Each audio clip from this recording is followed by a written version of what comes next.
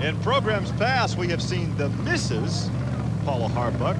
But coming up is the Mr. This is her husband, Jim Harbuck, and flirting with disaster. It's an interesting family story. They're based out of Oklahoma. He does drive the truck in the scoop class, in the open class with the scoop tires. She drives it in the modified DOT class. But right now, boy, a lot of pressure on him. A 265 is the time he's trying to bump. I'm impressed. Well, he got up on top of the mud, moved off to his left just a bit at 291. A good run, but still, when the first guy out clocks a track record 265, it's tough to beat. You know, this could very easily be the quickest field ever gathered in one place in this sport. So the crowd looks on. Let's talk to Jim Harbuck. One of the interesting stories in motorsports is we actually have a husband and wife combination here. Now, driving tonight, 291, you know, great run. Well, my wife's going to tell me I shouldn't have let off. I let off just a little bit early. This is the first time I've drove this truck in a year, and it's a, if you've ever been in one of these, you take some getting used to, but it done pretty good. I don't know. That's an interesting point. It looked to me like you shut off about 15 or 20 feet early. How much quicker could you gone if you drove it on through the back door? Oh, probably another tenth. It'd probably been a 2.8 something, you know. Why do you drive this class and she drives another class? Basically, just she's nice to me and she lets me drive her truck. But we're building another truck, and she's gonna drive both the cars in cut class, and I'm gonna drive both of them in the scooper class. Husband writes in motorsports. So the wife is going to tell him how to drive. Does that sound like a backseat driver, Armin? It sounds like he's going to listen.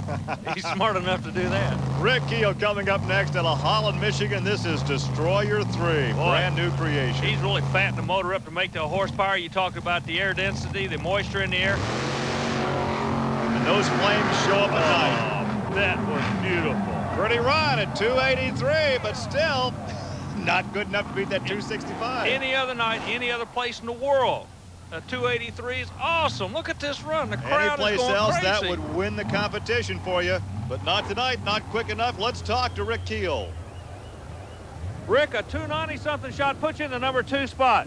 Well, that's a pretty good time. It's a little bit off Tom's time, but it's the new clutch and stuff. We're getting a little dialed in, and I didn't shift at that time. I just left it right in low. How can you stay so calm after taking such a wild ride? Everybody here was holding their breath, and you're just calm as can be. Well, the car just handles nice, you know.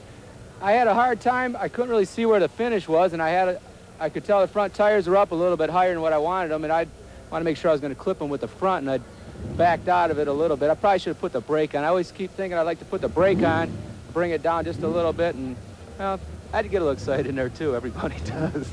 That's half the fun. Rick makes a good point. When you carry those front tires, you want to trip the light, but trip the light with the front tires, not the rear tires. Tom Mintz track record continues to lead at 265 over Rick Keel and Mike Atkins. More coming your way on Trucks and Tractor Power from Franklin, Georgia. Welcome back to Deer Creek Motorsports Park here in Franklin, Georgia. I'm Gary Lee along with Army Armstrong. Army, a cool evening. You have some observations.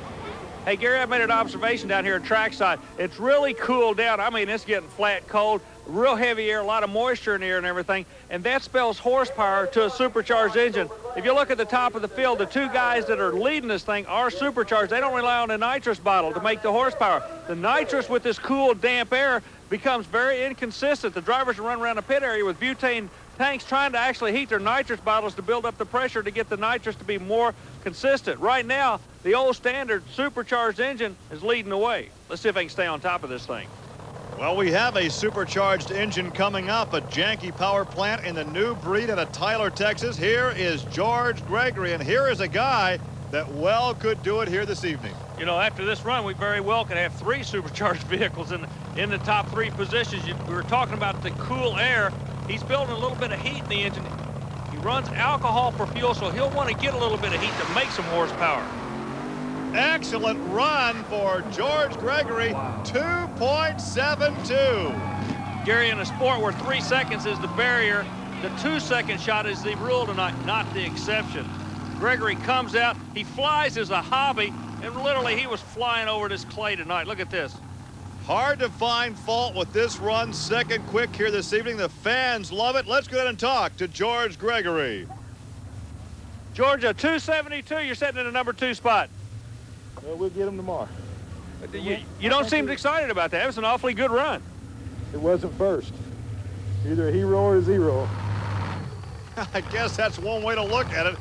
Hero or zero as we take a look at Jeff Reiner in the 1990 Chevrolet Muscles. Well, the big block Chevrolet relies on the supercharger to make the horsepower. Let's see what he can do. He's trying to make a shot right down the middle. Oh, he's in trouble about halfway down. Big trouble for Jeff Reiner. Lost the rear end, Gary. See, the front wheel drives only. He tried to drive out. But I'm what not sure that he does, actually, yeah, he did trip the light at 5:49. what that does is messes the track up bad for everybody behind him. Yeah, and Jeff Ballard is due up next. He will not like that. And right here, you can see where he gets in trouble. Loses the rear drive and just does get far enough down the track to trip the electric eye at 5:49. Well, as the fans look on and perhaps aspire to drive one of these someday in the future, we take a look at Jeff Ballard out of Mount Sterling, Kentucky, the Pork Brothers Express. Now, this chassis is an underslung chassis. It's brand new to the sport. Usually everybody wants to get as high off the ground as they can. Well, he had a rough track to deal with. He's still having trouble. Yeah. Not a bad time, though, with that kind of a racetrack. 3.07 as we take another look. You know, I keep thinking about mud, about the average vehicle sinking in mud. These guys don't sink in mud. They get on top of it. Well, that's a very low-slung chassis, so he has to get on top of it as the young lady holds her ears and looks on to Mike Fair. Mike Fair in the time traveler out of Mishawaka, Indiana. This one will be quick. Keep an eye on this kid. He's like an old-time gunslinger. Oh, look at the horsepower there. Is he out of bounds? I think he tripped. Yeah, disqualified. Oh, man. He tripped the light, all right. He went through the light. So he is disqualified for going out of bounds. The time traveler, Mike Fair. They keep catching those ruts now, and bam, right there at the end. You're exactly right, Gary Lee. Well, as the officials go back to work, let's go down and talk to Mike Fair. Gary, I believe you got to have a little bit of kamikaze blood in you to drive one of these things. You were pushing a cushion on the right side. You clipped the lights, disqualified, but what does a run like that feel like? Well, it feels better when you go straight, of course, Army, but I knew it was going pretty good. It was drifting over to the right. I couldn't see exactly where the finish line was, so I just kept my foot in it, and I tagged the lights, I guess, to get disqualified. But you got to stay in it. You know, you let out, you don't win.